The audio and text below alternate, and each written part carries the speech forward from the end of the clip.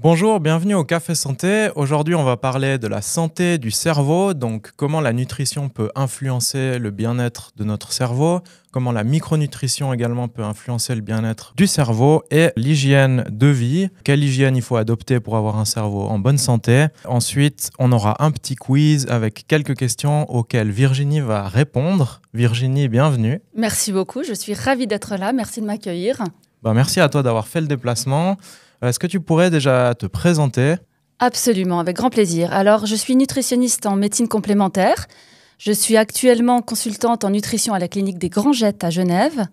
Je suis également fondatrice de Réel Holistic Nutrition, une petite entité qui procure des consultations de nutrition holistique, de bien-être en général, en one-one avec des patients et également en entreprise.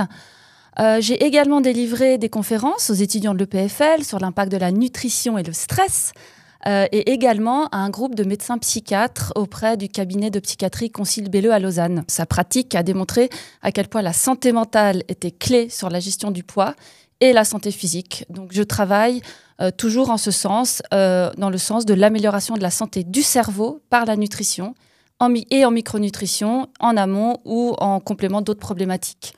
Merci Virginie, je te remercie. Donc, comme vous avez pu le voir, Virginie est très calée en nutrition et passionnée aussi, donc ça fait vraiment plaisir que tu sois là aujourd'hui. Pour commencer tout de suite avec le sujet, est-ce que tu pourrais nous définir ce que ça veut dire un cerveau en bonne santé ? Absolument.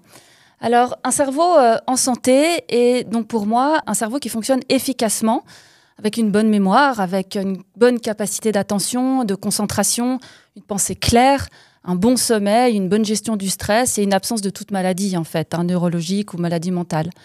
Après, d'un point de vue métabolique, un cerveau en bonne santé est vraiment celui qui maintient un équilibre approprié de tous nos processus biochimiques, tout ce qui concerne notre production et notre utilisation de nos neurotransmetteurs, nos neurohormones du bonheur notamment, tout ce qui relate de la régulation de notre glucose et donc de notre oxygène, ainsi que toute la régulation de nos déchets métaboliques. Voilà, donc un cerveau en bonne santé, c'est quelque part peut-être une personne qui est démunie de symptômes relatifs à l'anxiété, la dépression, quelqu'un qui dort bien et qui gère bien son stress, un peu pour résumer. Voilà, moi je suis partie du constat lorsque les patientes venaient me voir que finalement j'étais amenée à résoudre un certain nombre de problématiques comme la perte de poids, qui est quelque chose de quand même très récurrent, et que finalement, en sous-jacent de cette problématique-là, il y avait le plus souvent un déséquilibre au niveau du mental, en fait, des signes de dépression, d'insomnie, etc., comme je viens de le relater. Ouais. Donc, tu arrives à faire prendre conscience aux gens qu'en fait, souvent, il y a un problème sous-jacent à typiquement, on parlait de la prise de poids. Absolument, absolument. Alors, ce que je constate, c'est que, notamment pour une grande partie de ma patientèle féminine, les personnes sont sujettes à des troubles alimentaires ou à des compulsions. On dit manger ses émotions. Donc, effectivement, ce sont des personnes qui sont amenées à manger, voire trop manger, bien qu'elles n'aient pas faim, en fait. Et donc, il n'y a plus cette sensibilité de comprendre un petit peu ce que l'on ressent, ce sentiment de faim, ce sentiment de satiété. Au-delà de ça, il y a un mécanisme qui paraît beaucoup plus en profondeur et qui relate du mental, en fait, et de situations d'angoisse ou d'une situation où les gens dorment plus, ils sont sujets à des insomnies, etc. Donc, en fait, suite à une anamnèse quand même assez approfondie de ma patientèle, je suis amenée à comprendre comment ils régulent leur stress, comment ils dorment, si psychologiquement ils se sentent suffisamment équilibrés. Donc, bien que je ne sois pas psychologue, il m'explique que justement, il y a un déséquilibre à ce niveau-là. Et de là, la nutrition a effectivement un impact sur la régulation émotionnelle, du stress, etc. Donc moi, à mon petit niveau, j'essaye de donner les outils nécessaires en nutrition, micronutrition, pour au moins écarter la problématique alimentaire dans ces pathologies ou ces problématiques qui pourrissent pas mal la vie des gens en général. Ouais. Et donc, on sait qu'il y a beaucoup de neurotransmetteurs ou au moins de précurseurs qui sont fabriqués dans l'intestin. Ouais, absolument, absolument. Alors l'idée dans l'alimentation que je préconise, c'est donc de promouvoir une alimentation donc pro-cerveau. Donc une alimentation qui reçoit vraiment les bons nutriments essentiels à son fonctionnement, Donc on parlera des oméga-3, des antioxydants, des vitamines, des minéraux, mais également de comment booster finalement nos neurohormones du bonheur, que ce soit la sérotonine qui quand même intervient dans la régulation de l'humeur, qui est en fait produite à 95% dans nos intestins. Donc on peut comprendre d'avoir des intestins en bonne santé quand on sait que 95% de la production de la sérotonine est dans nos intestins. Et de même, si l'on parle de son précurseur, le L-tryptophane, que l'on trouve dans un certain nombre de protéines, les œufs, la banane, les amandes, les noix, les graines de tournesol, le saumon, le poulet. Enfin, on peut comprendre l'importance de se pourvoir suffisamment en protéines et notamment dès le matin finalement. Pareil pour notre dopamine, elle trouve son précurseur de la tyrosine dans les légumineuses. On trouve cette tyrosine dans la viande, dans les fromages, dans le tofu, dans le poisson. Donc vraiment, ce qui est très important, c'est d'optimiser, quand on travaille sur une santé du cerveau, d'optimiser ses protéines, et ce, dès le matin. Pour donner un exemple d'un petit déjeuner idéal pro-cerveau, ce serait un œuf à la coque, par exemple, avec un fruit frais et des oléagineux, peut-être qu'on pourrait concasser comme ça dans l'œuf à la coque, par exemple. Donc là, déjà, on se donne toutes les chances le matin d'être bien boosté au niveau de son équilibre cérébral et ses fonctions cognitives. Ouais. Ah, ça me fait penser, du coup, le petit déjeuner français croissant, confiture, c'est pas vraiment idéal Alors, c'est plutôt pas du tout même idéal. Je pense que oui, culturellement, c'était ça pendant des années. Ce qu'on veut essayer de faire, c'est de vraiment réguler cette glycémie le plus possible, d'éviter vraiment les pics en haut, en bas. Et qu'effectivement, dès le matin, alors qu'on est à jeun, que directement on soit vers des sources de sucre et de gras saturés ou possiblement de manger trop gras et trop sucré, c'est vraiment mettre à risque, c'est vraiment se mettre des bâtons dans les roues avec ce pic glycémique dès le matin. Et là commencent les montagnes russes dès le matin. Donc c'est absolument quelque chose à éviter, sachant que la frustration, il faut aussi faire attention. Et notamment, il y a une étude que j'avais lue, aux États-Unis, ils sont toujours un peu extrêmes, mais ils ont fait cette étude de personnes qui mangeaient un plat à index glycémique élevé. C'était des bonnes pâtes carbonara. Et à côté de ça, des personnes qui mangeaient plutôt light, une protéine de qualité, un blanc de poulet, des légumes. Et en fait, finalement, les personnes qui étaient frustrées de ne pas pouvoir manger des pâtes ont fait une sécrétion d'insuline, en fait. Donc, possiblement, le cerveau est capable de nous dire non mais attends, finalement tu as tellement envie de manger du sucre ou le plat du voisin que possiblement tu augmentes aussi ton sucre sanguin en fait. Donc contre les frustrations et possiblement le petit déjeuner continental, croissant, etc. Ouais, il doit être exceptionnel. Ouais, c'est vraiment pendant les vacances ou voilà. Occasionnellement. C'est ça, vraiment occasionnellement. Et voilà, et je pense que de toute façon, on est dans une société qui est extrêmement exigeante, où tout va à 2000 à l'heure, et que si on veut se donner les chances d'avoir une énergie durable tout au long de la journée, il faut peut-être un peu se préparer comme un sportif de haut niveau quelque part. Je veux dire, on est dans des entreprises qui sont de plus en plus, comme je viens de le dire, exigeantes, et donc de se pourvoir d'un petit déjeuner, comme j'ai expliqué tout à l'heure, avec une protéine de qualité, un bon fruit frais de saison, bourré d'antioxydants, d'une bonne vitamine et d'oléagineux, plein d'oméga-3, donc amandes, noix, noisettes, etc. Noix du Brésil, notamment, extrêmement important pour la régulation du système thyroïdien pour les femmes. Enfin, c'est quelque chose à préconiser. Donc, si on a ce petit déjeuner-là, on se donne vraiment les chances d'être bien boosté au niveau de son cerveau, au niveau de sa cognitivité. Ouais. D'accord, ouais, donc toi, tu préconiserais plutôt des protéines le matin, aussi des acides gras, comme tu me disais. Absolument. Après, pour le café, vu qu'on est dans le déjeuner, typiquement, on sait que souvent, c'est bien le café le matin pour faire démarrer un peu. Idéalement, en fait, ce qu'il faut se dire, c'est que quand même, après le jeûne de la nuit, on est déshydraté. Finalement, on n'a pas bu pendant un certain nombre d'heures. Donc le mieux, c'est de s'hydrater avec des électrolytes le matin, en premier lieu, avant le café. Ce sont des traces minérales chargées de ions électriques et qui vont agir sur notre système nerveux. Donc, au niveau de l'équilibre de notre système nerveux, c'est extrêmement important de se pourvoir en électrolytes. C'est aussi les électrolytes qui vont nous hydrater au niveau du cœur de la cellule, en fait. Donc, pour une bonne hydratation, une bonne énergie, le matin, c'est des électrolytes. On peut les fabriquer soi-même avec, par exemple, une pincée de sel de l'Himalaya, dans peut-être un thé, un thé vert par exemple, et un filet de miel d'acacia. Et par la suite, on pourra opter pour ce petit déjeuner que je viens de décrire et un café. Alors, le café, moi, je dirais jusqu'à 3 tasses par jour de café. Moi, j'y vois pas du tout d'inconvénient. Au contraire, il est bourré d'antioxydants. Oui, ça augmente le focus. Je veux dire, c'est pas pour rien qu'on boit du café quand on a un petit coup de mou, etc. C'est sûr que ça donne ce petit coup d'adrénaline.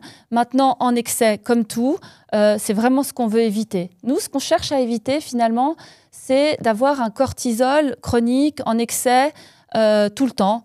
Et c'est cette hormone du stress, en fait, qui, donc en excès, est néfaste. Mais le petit coup d'adrénaline, le bon stress avant un projet ou une présentation à délivrer, ou le petit pic avec un café, je pense que effectivement, c'est quelque chose qui peut booster.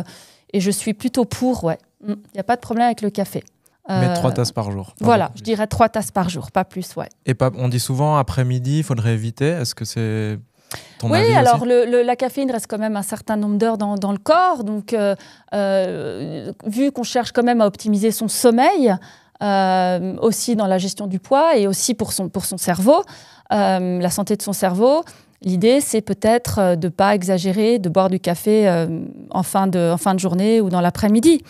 Idéalement, se reprendre un peu d'électrolytes dans l'après-midi pour bien s'hydrater, c'est super. Aller aussi peut-être vers le thé.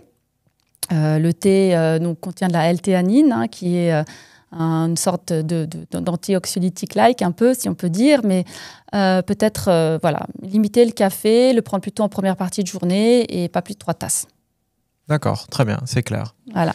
Et, est-ce qu'il y aurait des aliments ou même des régimes qui sont très mauvais pour la santé mentale, on va dire, qui seraient à exclure même? Oui, absolument. Alors, ce qu'il faut vraiment exclure, finalement, ce sont tous les produits transformés, qu'ils soient véganes, non véganes. Finalement, l'idée, c'est de prendre le réflexe de lire quand même les étiquettes et de se dire, OK, quels sont les éléments que je ne comprends pas dans les ingrédients? Et là, avoir une petite sonnette d'alarme et se dire, attends, là, il y a une espèce de nom abracadabrant, etc., de produits chimiques, je ne sais pas ce que c'est, j'évite. Tout ce qui est également sans, par exemple, sans gluten, sans sucre, sans gras, c'est le plus souvent remplacé par des substances nocives, notamment le sans sucre, si c'est remplacé par l'aspartame. L'aspartame est quand même un neurotoxique, donc il faut vraiment éviter. Il faut le plus possible aller vers les produits bruts et vers une alimentation artisanale et cuisinée, j'ai envie de dire.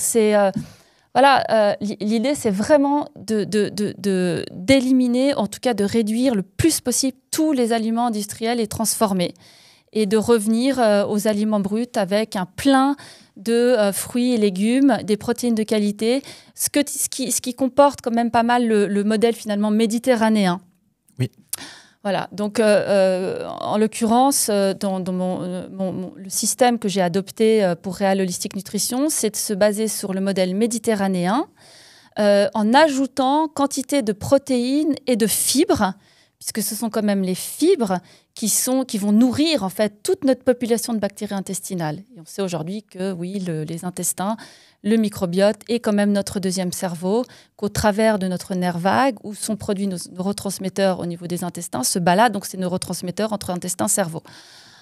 Donc les fibres sont extrêmement importantes, protéines de qualité, le modèle méditerranéen et des super aliments et de la micronutrition en complément selon les besoins et selon les symptômes des personnes. Les gens me disent oui, mais possiblement, je n'ai pas besoin de compléments alimentaires, je mange équilibré, etc. Mais en fait, j'ai envie de leur dire, mais tout dépend de comment tu te sens, en fait.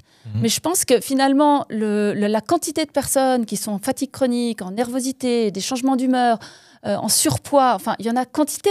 Moi, je veux dire, OK, ne prends pas de compléments alimentaires, mais si tu me dis aujourd'hui que tu as une alimentation équilibrée et que possiblement tu dors pas la nuit, tu es stressé, etc., c'est qu'il y a une déficience ou tu as risque d'une déficience quelque part. Après, ce qu'il faut savoir, c'est que le sol de nos grands-parents n'est pas du tout le même que le sol actuellement. C'est-à-dire que la richesse, la concentration de nutriments n'est plus du tout la même, en fait. Il n'y a plus cette même richesse.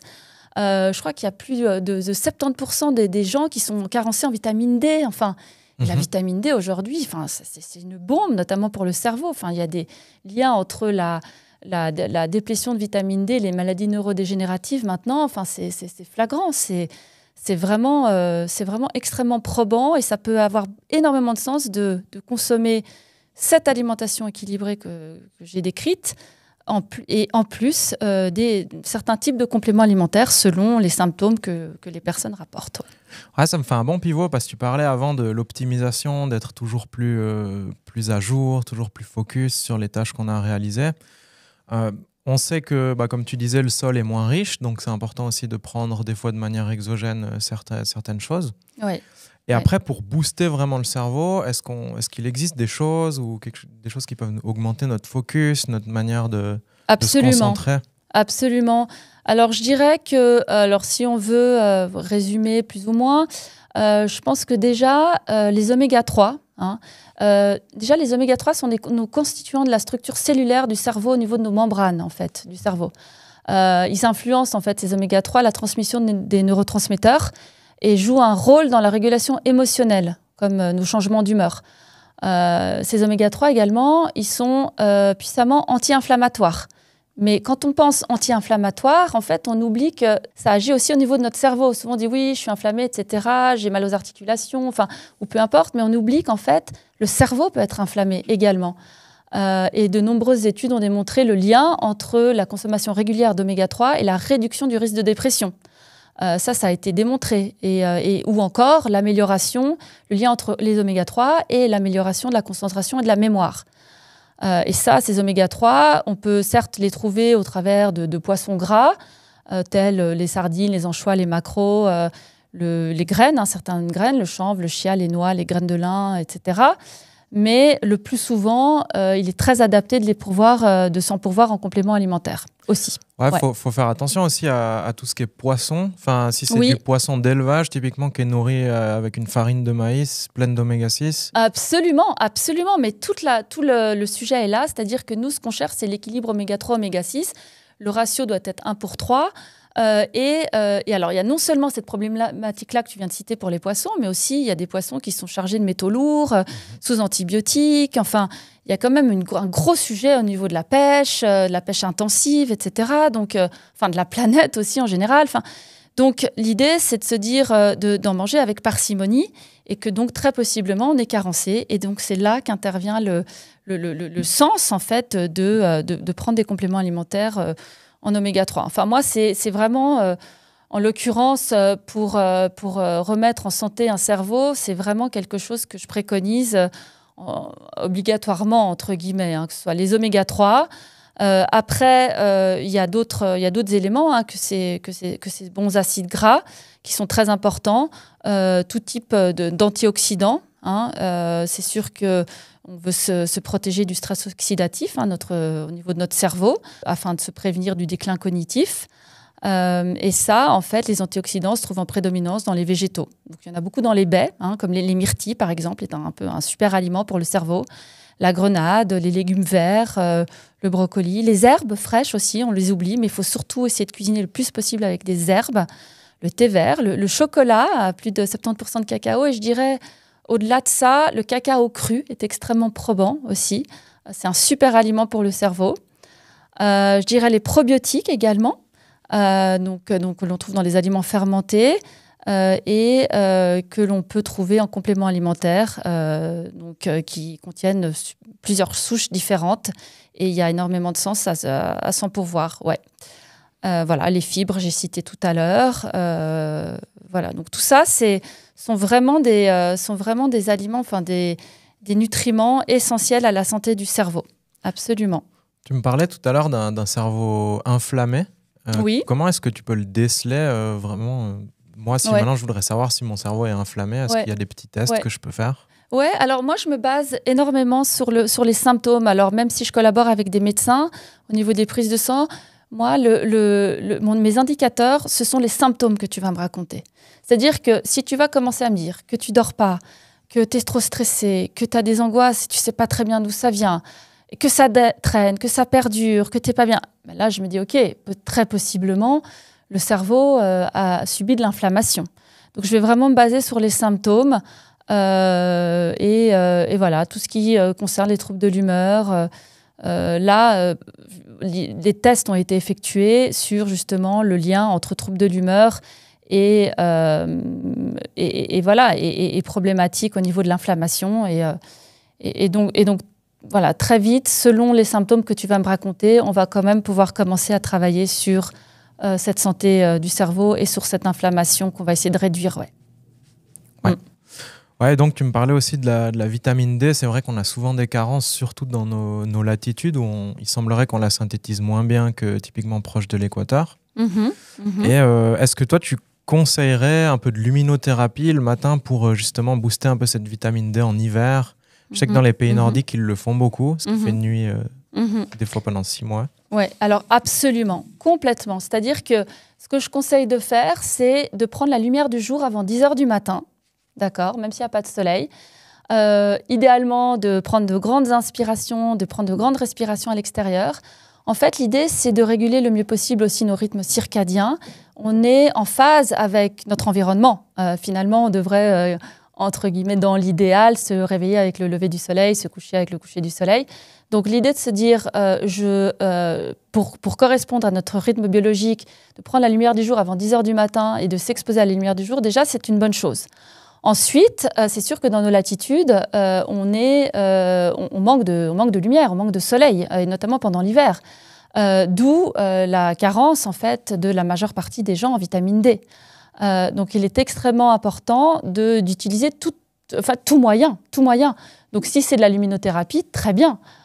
Si c'est des compléments alimentaires, excellent. Et se pourvoir en aliments de vitamines du groupe D également.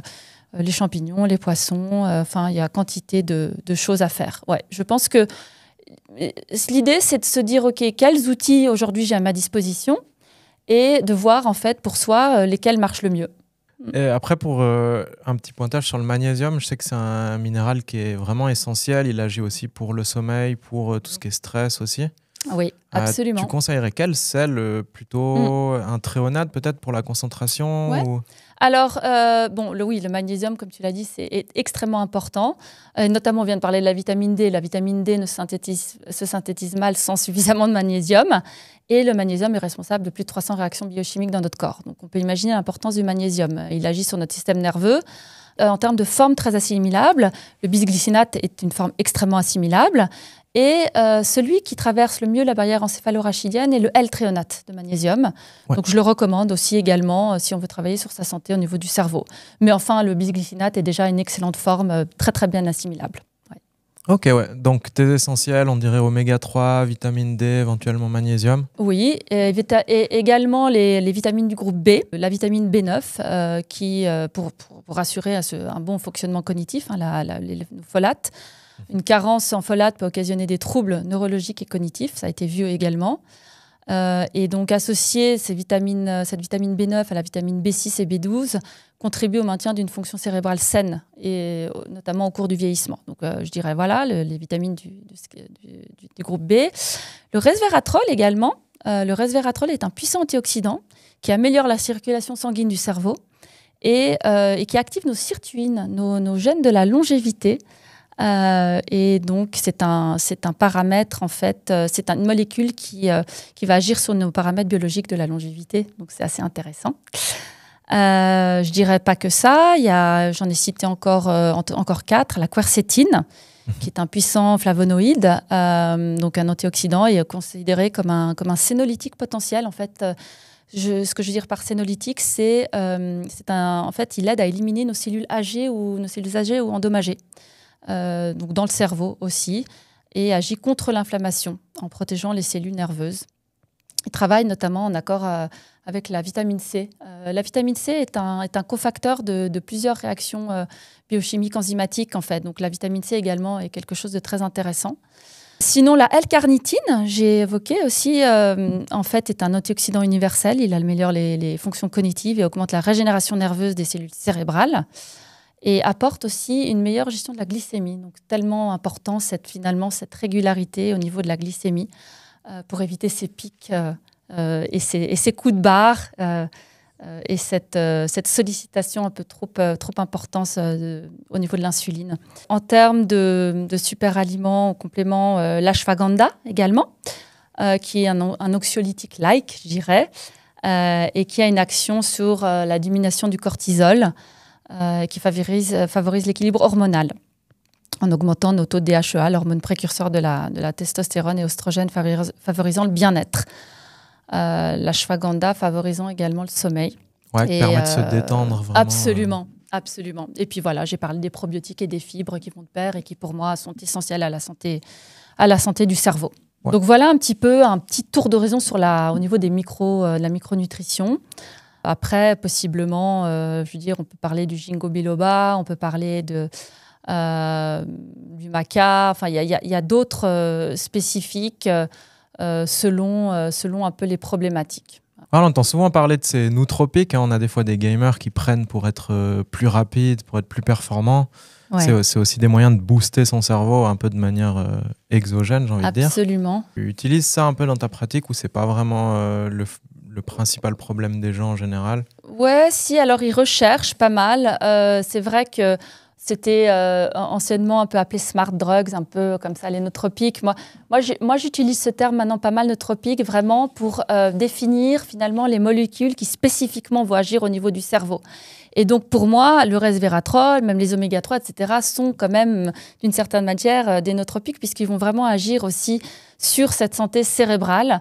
Donc, selon quand même ce qu'on cherche à faire et les actions que l'on souhaite améliorer, il y a un sens à le faire. Je ne sais pas, par exemple, effectivement, au niveau de la circulation du sang dans le cerveau et donc son oxygénation, on peut penser au ginkgo biloba, qui vont avoir vraiment ce côté meilleur focus, meilleure concentration, etc., qui peut être donc aussi qui est donc un nootropique.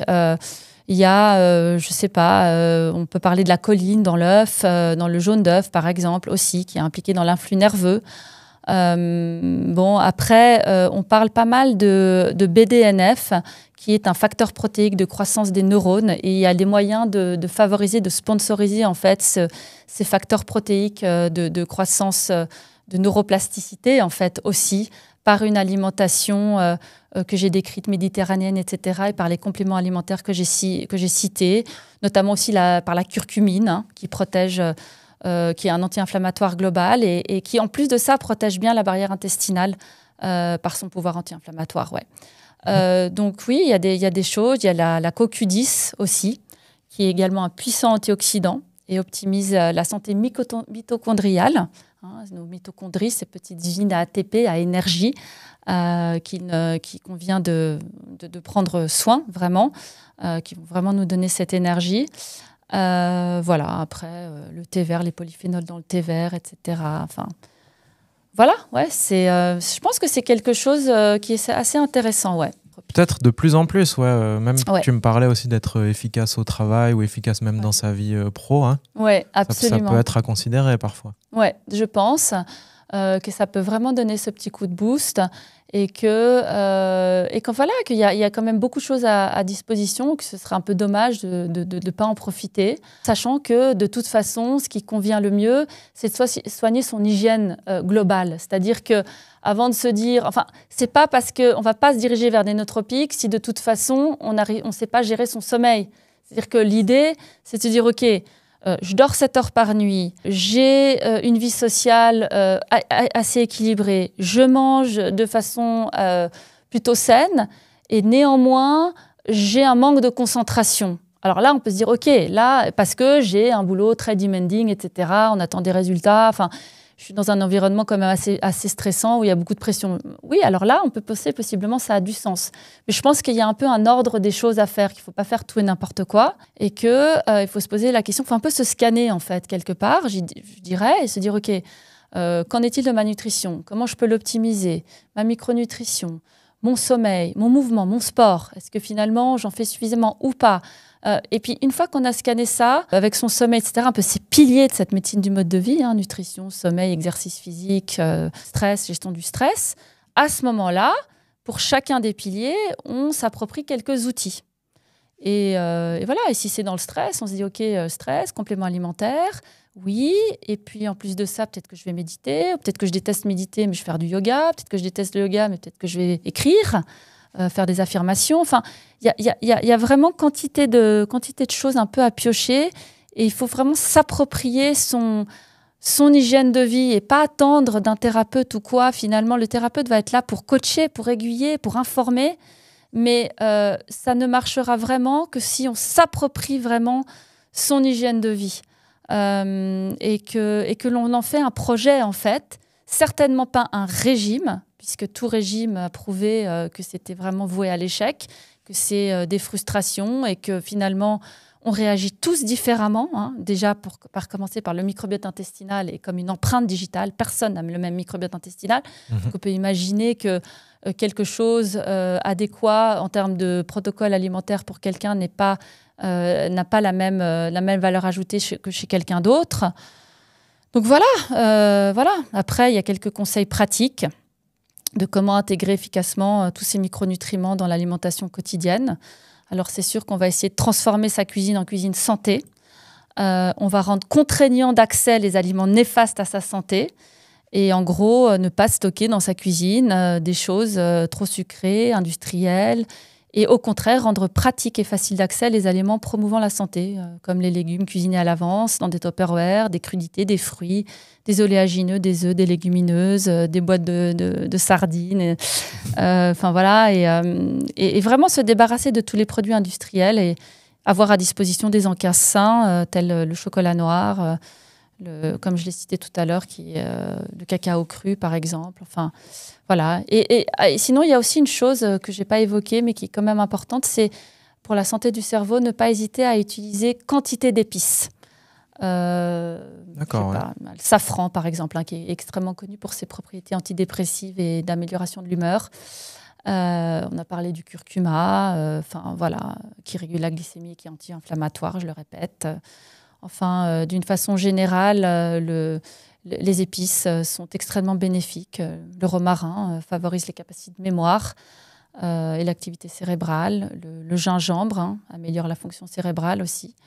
Voilà, donc je pense que là, c'est être un peu stratégique, se créer comme ça une cuisine santé et vraiment éviter de se mettre des bâtons dans les roues en mettant des choses, un paquet de chips de façon récurrente dans sa cuisine. C'est peut-être pas la meilleure idée du monde, mais plutôt faire du houmous, aller vers les oléagineux, quitte à faire soi-même un petit mélange de noix, noisettes, amandes, noix du Brésil et parsemé d'herbes un peu italiennes avec un peu de sel de l'Himalaya. Enfin, remplacer les M&M's par des paquets de noix, alors ça serait une bonne idée déjà.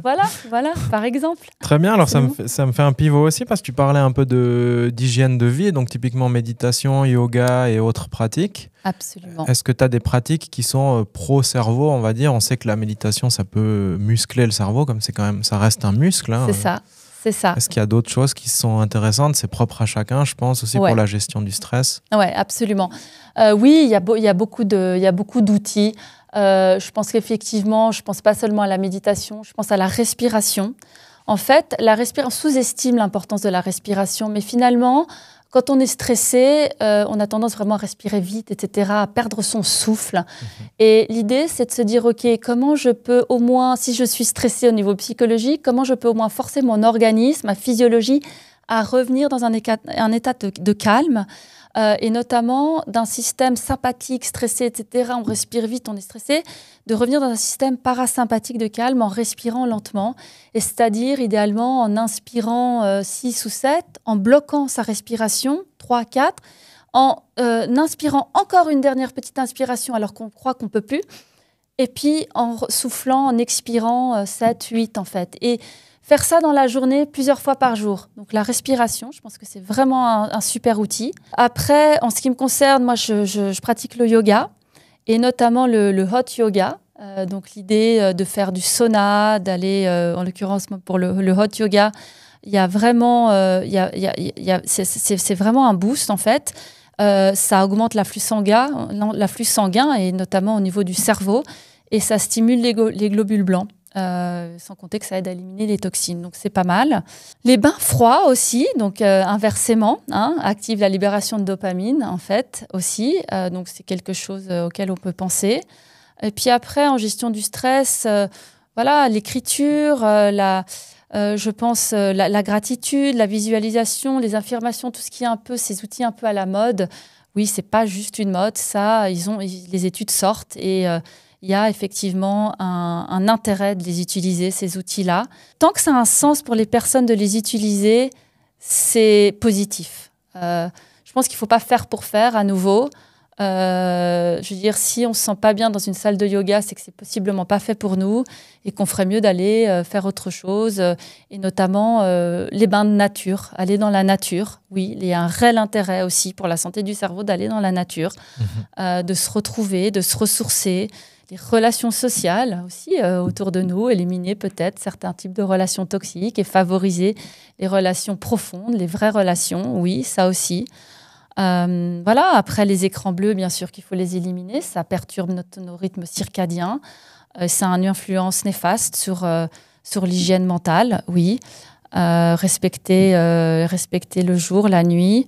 Et qu'est-ce que tu penses des réseaux sociaux pour tout ce qui est santé mentale? Alors, je pense que c'est une libération de dopamine très courte, donc tout le monde recherche ça. Je pense que c'est très addictif, que ça satisfait le cerveau d'une façon beaucoup trop rapide. Et effectivement, je pense que c'est pas tant les réseaux sociaux, c'est l'utilisation qu'on en fait qui est finalement mauvaise.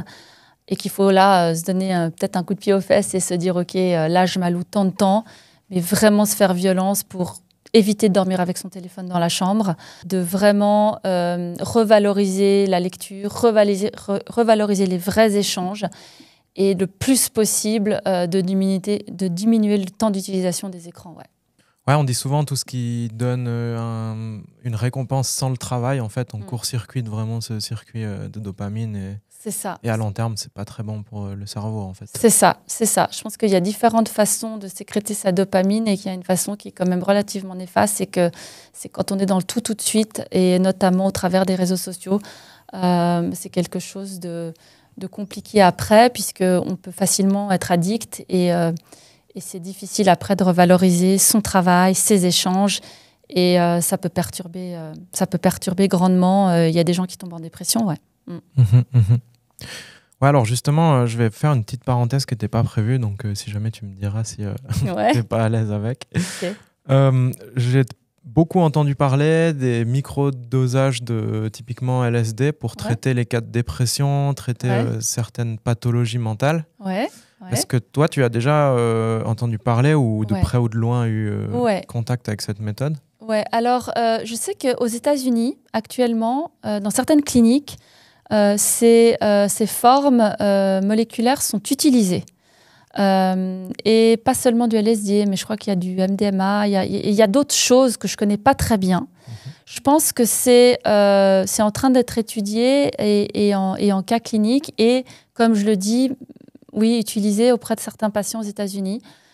Je ne pourrais pas trop me prononcer là à ce stade, mais je pense que c'est quelque chose qui va possiblement grandir et auquel il faut s'intéresser. Ouais. Ah, j'ai vu qu'il y avait vraiment des résultats des fois qui étaient très probants. Ouais. J'ai vu la même chose. Je pense que c'est un sujet qui s'ouvre et auquel il faut rester attentif. Ouais. Ouais, c'est peut-être encore un peu considéré comme tabou. Ouais, c'est ça. Je pense aussi. Mais je pense que quand c'est contrôlé, ça peut avoir un intérêt peut-être. Je partage. Ouais, je pense aussi. Ouais. Très bien. Bon, alors on va maintenant faire ce quiz, ce fameux petit quiz de 7 questions. Donc, on peut commencer tout de suite par un vrai ou faux. Ça va reprendre un peu ce dont on a parlé avant. Donc, est-ce que c'est vraiment possible de modifier la structure de son cerveau et d'améliorer ses fonctions? Absolument. En fait, tout au long de sa vie, grâce à la neuroplasticité, on est en capacité de créer de nouvelles connexions neuronales. Voilà. Donc, ne jamais abandonner. Et si on veut apprendre le piano, même à un âge tardif, allez-y. C'est toujours extrêmement bénéfique d'apprendre de nouvelles disciplines, de nouvelles choses. Et oui, c'est vrai. Ok, ouais. C'est juste. C'est ce que j'avais aussi, exactement pareil. Et on dit aussi que l'exercice physique peut aussi aider à développer le cerveau. Absolument. En termes de neuroplasticité, l'exercice physique a son rôle à jouer, oui. Parfait, donc c'était vrai. Ensuite, une devinette. Donc, c'est quoi le rôle principal des oméga-3 dans la santé? Est-ce que c'est pour améliorer la mémoire, réduire l'inflammation dans le cerveau, augmenter la vitesse de réflexion ou alors toutes les réponses en même temps? Alors moi, j'ai noté, bien sûr, réduire l'inflammation dans le cerveau, mais qui donc consécutivement, en fait, améliore le bien-être général, donc possiblement donc, la mémoire, la vitesse de réflexion, etc. Donc, un peu toutes les réponses, Voilà, si je comprends bien. C'est ça. C'est super, c'est ce que j'avais aussi. Donc, on dit que ça joue vraiment un rôle crucial pour la santé et puis que ça permet potentiellement d'augmenter la vitesse du cerveau. Donc, c'est ça. C'est pas garanti, mais potentiellement, ça fonctionne. Ensuite, vrai ou faux, est-ce que boire de l'eau, ça peut améliorer notre concentration? Alors, j'ai mis vrai. Notre corps est composé quand même entre 60 et 70% d'eau, donc on peut imaginer l'importance de s'hydrater. Et une bonne hydratation augmente la vitesse de notre métabolisme. La déshydratation est une des premières causes du déclin de la mémoire. Et nos neurones et nos synapses évoluent dans un milieu aqueux. Donc voilà, donc petit tips, quand on perd le focus, un verre d'eau fraîche et c'est reparti. Magnifique, c'était exactement ça. Donc on dit souvent 1,5 litre à 2 litres par jour, ça dépend un peu. Voilà, au minimum, je pense que c'est une bonne chose. Et puis en y intégrant les électrolytes que j'ai mentionnés, là on est bon, on est au top. Parfait, donc une bouteille d'eau sur le bureau avec un peu de sel d'Himalaya. Ouais. Et voilà, on y est. Ouais. Ensuite, une autre devinette, donc une excellente source de tryptophane, qui est donc un précurseur de la sérotonine, l'hormone du bonheur, entre la banane, l'huile d'olive, le sucre blanc ou le beurre. La banane, définitivement la banane. Sachant aussi que la banane est chargée en vitamine B6, qui interviendrait au niveau de la réminiscence des rêves. Donc ça aide à faire de beaux rêves, on va dire. Voilà, en tout cas, c'est un souvenir. Ouais. Et souvenez-vous des beaux rêves, c'est plus sympa. Ah bah c'est sûr qu'on préfère ça au cauchemar. Ouais. Ensuite, un vrai ou faux, la vitamine D peut affecter votre humeur? J'ai mis vrai. La vitamine D protège le cerveau contre le stress oxydatif et le déclin cognitif, et en ce sens, affecte l'humeur. Exact, ouais, c'est ce dont on parlait avant avec la luminothérapie et ces choses-là.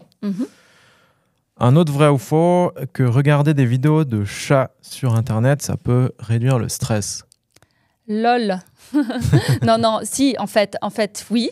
Ça peut tout à fait. Je pense que des images relaxantes d'images d'animaux, etc., peut être un vrai bénéfice pour certaines personnes au niveau du bénéfice émotionnel, au niveau de l'apaisement de l'anxiété et du stress que ça peut procurer. Ouais, alors c'est exactement ça. Et puis aussi, j'ai trouvé qu'il existait la ronron-thérapie, donc aussi de caresser un chat. Bien joué, génial. De l'avoir proche de soi et qui ronronne, ça diminuerait beaucoup le stress. Mais j'ai vu aussi il existe aujourd'hui du yoga avec des chiots dans l'endroit où on fait du yoga. Il y a des petits chiens comme ça qui se baladent et un bon anti-stress. Ouais. Mais d'ailleurs, aux États-Unis, j'ai travaillé dans une start-up à un moment donné et il y avait comme ça, c'était très usuel d'avoir un chien ou un animal en fait, un chien en l'occurrence, dans la start-up, de façon à pouvoir permettre aux collaborateurs d'aller déstresser en promenant le chien de façon régulière à l'extérieur. Ouais. Ah, ça c'est une bonne idée parce qu'en plus la marche en extérieur, on parlait aussi de se reconnecter un peu avec la nature. Ensuite, dernière question, un peu plus drôle, j'ai envie de dire que manger du popcorn au cinéma, ça peut augmenter notre capacité à comprendre les films compliqués. Alors là, je suis pas tout à fait sûre, non. Pas tout à fait sûre, à moins que ce soit des pop-corn hallucinogènes, mais j'ai jamais vu. Ouais, effectivement. Alors non, ça peut améliorer l'expérience du film. Voilà. Mais pas la compréhension. Ah, voilà, intéressant. Donc, c'est un sans faute, hein, t'as fait tout juste. Bravo pour ça. Donc ensuite, on va faire une petite conclusion. Je crois qu'on a beaucoup parlé un peu de tout ce qui était nutrition, micronutrition, hygiène de vie, etc. Est-ce qu'on peut résumer peut-être en quelques points clés les bonnes pratiques pour avoir un cerveau qui fonctionne bien, un cerveau qui est en santé? Donc, ce qu'on a bien compris, c'est que l'alimentation est donc notre carburant pour fonctionner en pleine santé. On oublie souvent que lorsqu'on est enflammé, notre cerveau l'est également, je le rappelle. Donc, il faut écouter ces symptômes. C'est pas normal, en fait, de subir un brouillard mental. C'est pas normal d'être anxieux ou déprimé ou de chercher le confort émotionnel dans la nourriture. Il faut travailler sur des pratiques réalisables et ne pas négliger l'impact de la nutrition et des bonnes pratiques d'hygiène de vie sur notre santé mentale. Après, en termes de micronutrition, nous savons que nos sols sont donc loin d'être riches en nutriments autant qu'ils l'étaient à l'époque de nos grands-parents. Une majorité des personnes sont déminéralisées et en manque, en carence de vitamines essentielles pour le cerveau, telles la vitamine D, le magnésium même aussi. Et de plus, nos rythmes de vie effrénés nous consument en nutriments. Donc, il convient de s'écouter. Nous devrions être énergisés, motivés, bien dormir, avoir un poids de forme adéquat. Et si ce n'est pas le cas, il faut agir. Voilà. Et avec toute la panel d'outils que j'ai mentionné, avec ce modèle méditerranéen pourvu de fibres, de protéines de qualité, avec de la micronutrition bien ciblée, avec suffisamment d'exercice physique, un bon sommeil, minimum 7 heures. Un être humain a besoin de 7 heures de sommeil pour toute la régénération cellulaire et être optimal en termes d'énergie le lendemain. Et puis, gérer son stress avec panel d'outils également. Voilà, donc je pense que là, si on s'accorde le droit de se construire un projet d'hygiène de vie, on est en bonne capacité de trouver des bons éléments pour être au meilleur de notre forme. Tout est à disposition, il faut juste bien cibler et être bien accompagné. Ouais. Et maintenant, justement, tu parles d'accompagnement. Tu m'expliquais avant que toi, tu suivais les gens en ligne aussi. Oui, également. Ouais, donc, pour les auditeurs qui s'intéressent, est-ce que tu peux expliquer un peu comment ça se passe ouais. On prend contact avec toi sur ton site ou je sais ouais. pas. Alors, il y a 2 façons de faire. Donc, moi, c'est Real Holistic Nutrition. On peut aller sur mon site internet. J'ai un site internet, mais également sur Instagram.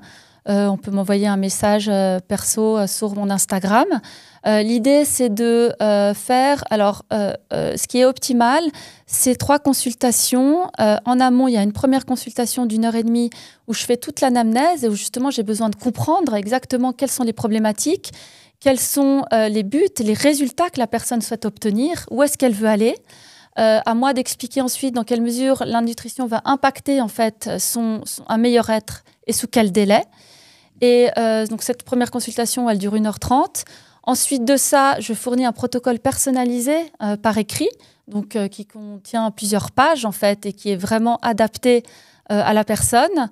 Puis, une fois que la personne part sur le protocole, la personne part sur 4 semaines ou 6 semaines et on refait un point au bout des 4 semaines, 6 semaines, de façon à ce que je puisse réorienter et constater les résultats qui soient là bien probants. Donc voilà, après, je ne fais pas de régime, comme j'ai évoqué tout à l'heure. C'est des changements d'habitude. Bien sûr qu'il faut être prêt à de la nouveauté. Je vais plutôt dire aux personnes de rajouter des éléments plutôt que d'éliminer des choses. L'idée, c'est de procurer en suffisance des aliments satiétogènes, mais qui soient bien nourrissants au niveau des nutriments, qui soient bien fonctionnels pour notre cerveau et tous nos organes. Effectivement, d'y associer, d'y coupler quand il s'agit de troubles du comportement alimentaire, de problématiques de boulimie, etc. J'ai beaucoup de jeunes femmes qui sont dans ce cas-là, d'y associer en fait un thérapeute si nécessaire, bien sûr.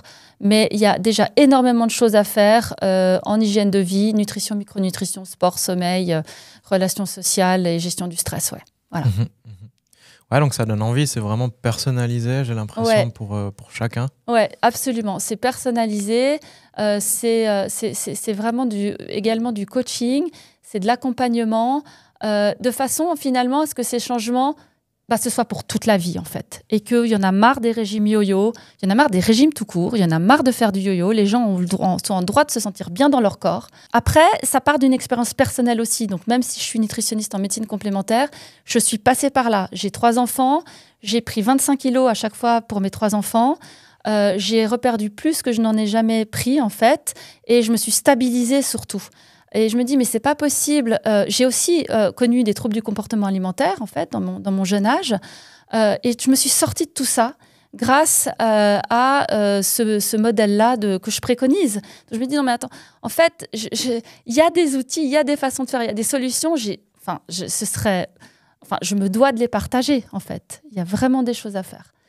De par mon expérience personnelle, je les ai vécues. Et en plus de ça, je le vois tous les jours sur mes patientes, ce qui est extrêmement satisfaisant. Ouais. Super, écoute, j'encourage tous les auditeurs qui eux, s'identifieraient dans ces problématiques à prendre contact avec toi et puis à venir te voir. Avec plaisir, je peux tout à fait aussi faire un petit call. Souvent, je fais un petit call, bien sûr, comme ça, pour en parler et pour voir si je suis la bonne personne. Et il y a un échange et ça, je le fais comme ça avec grand plaisir. Donc, je suis facilement contactable, ouais. Et tu me disais aussi, juste pour les synergies, toi tu fais un peu des synergies avec tout ce qui est psychologue ou autre. Donc oui, l'idée c'est de travailler en multidisciplinaire. Je travaille également là au Grand Jet avec des médecins axés santé de la femme, mais évidemment que mes outils enfin, j'ai pas la solution. La solution, déjà, elle est dans chacun d'entre nous, hein, dans la personne elle-même. Mais l'idée, c'est de travailler en complémentarité de possiblement de la médecine classique, hein, que ce soit en psychiatrie, en gynéco, médecin de la femme, avec un médecin généraliste. Enfin, moi, j'adore travailler en collaboration avec les médecins. Et puis, toute forme de thérapeutique qui pourrait convenir aux personnes. Donc, l'idée, c'est de vraiment d'intégrer, en fait, un panel de spécialistes. Ouais, donc vraiment promouvoir cette médecine fonctionnelle, j'ai envie de l'appeler. Absolument, bah voilà, ouais, c'est ça, c'est complètement l'idée, d'être intégrative, de promouvoir cette médecine fonctionnelle en fait, c'est vraiment l'idée.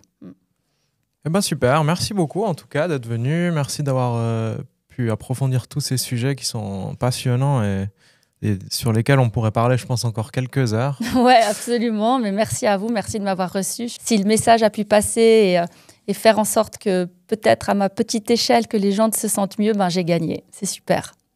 Eh ben c'est parfait. J'espère aussi que le message passera très bien. D'ailleurs, je tiens à remercier tous les gens qui nous écoutent. Vous êtes de plus en plus nombreux, donc merci d'être là. Pensez aussi à mettre un petit pouce bleu ou à nous suivre. Ça nous fait toujours très plaisir et ça nous aide aussi à promouvoir notre podcast. Je te dis au revoir Virginie et puis merci encore. Au revoir Kevin et merci à toi. Et au revoir tout le monde, à bientôt. Au revoir tout le monde.